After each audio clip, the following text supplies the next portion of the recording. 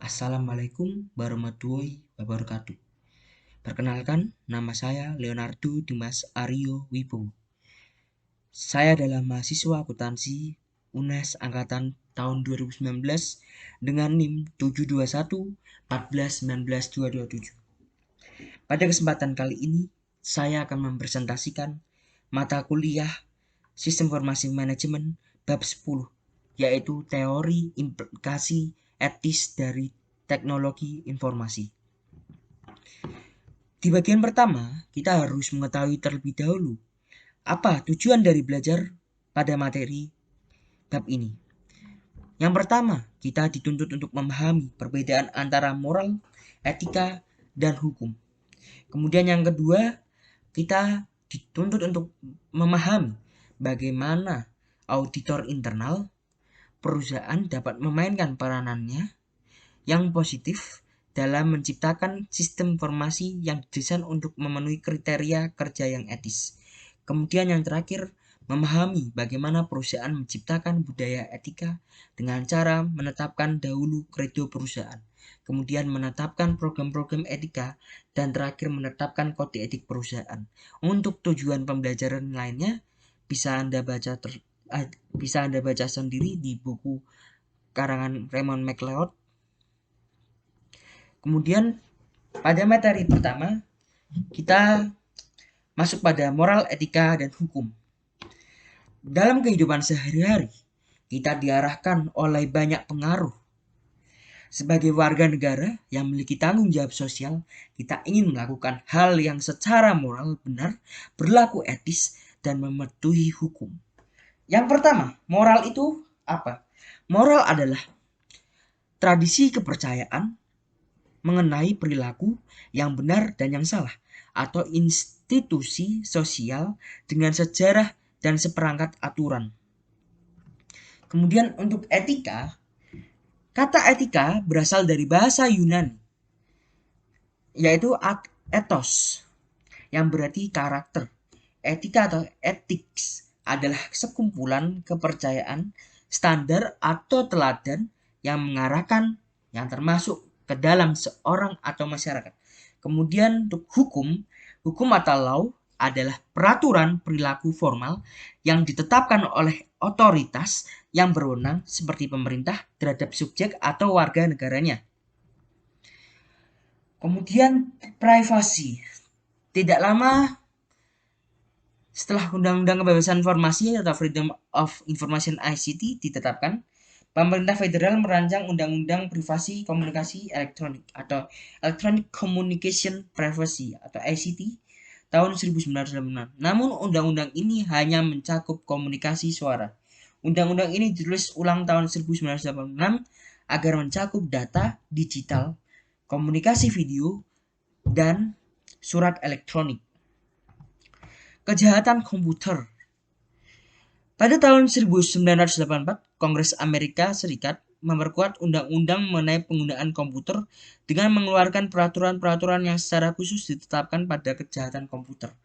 Undang-Undang Keamanan Komputer, Usaha Kecil dan Pendidikan, The Small Business Computer Security and Education Act. Kemudian untuk Undang-Undang Akses Palsu dan Kejahatan serta Penipuan melalui komputer atau Counterfeit Access Device and Computer Fraud and Abuse Act. Paten Peranti Lunak. Pada bulan Juli 1988, Pengadilan Banding Federal Amerika Serikat (US Court of Appeals for the Federal Circuit) memutuskan bahwa proses bisnis harus dipatenkan. Kasus ini kemudian dikenal dengan State Street Decision. Yang bermasalah pada saat itu adalah sebuah paket peranti lunak untuk mengolah reksadana. Hingga saat ini, itu pengadilan selalu menetapkan bahwa peranti lunak tidak dapat dipatenkan karena dua alasan. Algoritma matematika tidak dapat dipatenkan. Kemudian yang kedua, metode bisnis tidak dapat dipatenkan. Meletakkan moral, etika, dan hukum pada tempatnya. Penggunaan komputer di dunia bisnis diarahkan oleh nilai-nilai moral dan etis manajer, spesialis informasi, dan pengguna, serta hukum yang berlaku Hukum adalah yang termudah untuk diinterpretasikan karena bersifat tertulis.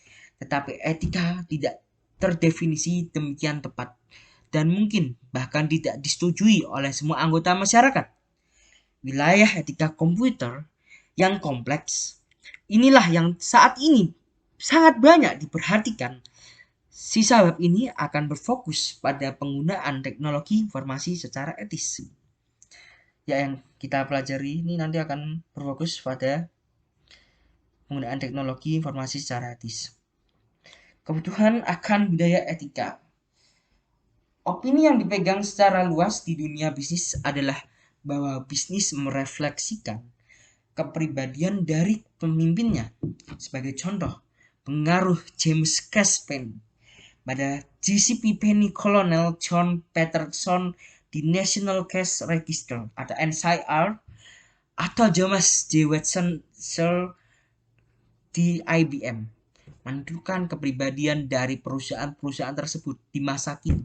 CEO perusahaan seperti FedEx, Southwest Airlines, dan Microsoft memiliki pengaruh amat penting pada organisasinya, sehingga masyarakat cenderung memandang perusahaan tersebut sebagai CEO-nya.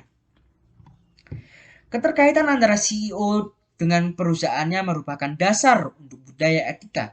Jika perusahaan dituntut untuk berlaku etis, maka manajemen tingkat tinggi harus bersikap etis dalam segala sesuatu yang dilakukan dan dikatakannya. Manajemen tingkat atas harus memimpin dengan contoh. Perilaku ini disebut dengan budaya etika atau ethic culture. Bagaimana budaya etika diterapkan? Tugas dari manajemen tingkat atas adalah untuk meyakinkan bahwa konsep etikanya merasuk ke seluruh organisasi dan turun ke jajaran bawah sehingga menyentuh pada setiap karyawan. Para eksekutif dapat mencapai implementasi ini melalui 3 tingkat dalam bentuk kredo perusahaan, program etika, dan kode perusahaan yang telah disesuaikan. Pada figur 10.1 kita harus menentukan kredo perusahaan, menetapkan program etika, kemudian menetapkan kode etik perusahaan. Ya, bisa dibaca sendiri pada tabel ini bahwa di sini ada komitmen terhadap pelanggan, ada komitmen terhadap karyawan, komitmen karyawan terhadap security spesifik, dan seterusnya bisa Anda baca sendiri. Kemudian kredo perusahaan. Pernyataan singkat mengenai nilai-nilai yang ingin dijunjung perusahaan. Tujuan kredo tersebut adalah untuk memberitahu individu dan organisasi baik di dalam dan di luar perusahaan akan nilai-nilai etis yang dianut perusahaan tersebut. Kemudian yang kedua, program etika. Upaya yang terdiri atas berbagai aktivitas yang didesain untuk memberikan petunjuk kepada para karyawan untuk menjalankan kredo perusahaan. Contoh dari program etika adalah audit etika. Kemudian audit etika itu apa? Pertemuan antara auditor internal dan manajer dengan tujuan untuk mempelajari bagaimana unit manajer tersebut melaksanakan perusahaan. Contoh, auditor dapat bertanya kepada manajer penjualan, pernahkah terdapat kejadian di mana kita kehilangan kesempatan usaha karena kita tidak memberikan hadiah untuk penjualan? Kemudian yang ketiga, kode perusahaan yang disesuaikan. Banyak perusahaan yang merancang sendiri kode etik perusahaan mereka. Terkadang kode-kode etik ini merupakan adaptasi dari kode untuk industri atau profesi tertentu. Di bab yang akan datang, kita akan mempelajari kode etik untuk profesi sistem informasi. Letakkan kredo program dan kode pada tempatnya. Kredo perusahaan memberikan dasar untuk pelaksanaan program etik perusahaan. Kode etik tersebut menggambarkan perilaku-perilaku tertentu yang diharapkan dilaksanakan oleh para karyawan perusahaan dalam berinteraksi antara satu dengan yang lain dengan elemen-elemen lingkungan perusahaan. Alasan dibalik etika komputer. James H. Moore mendefinisikan etika komputer sebagai analisis sifat dan dampak sosial teknologi komputer, serta perumusan dan justifikasi dari kebijakan-kebijakan yang terkait untuk penggunaan teknologi tersebut secara etis.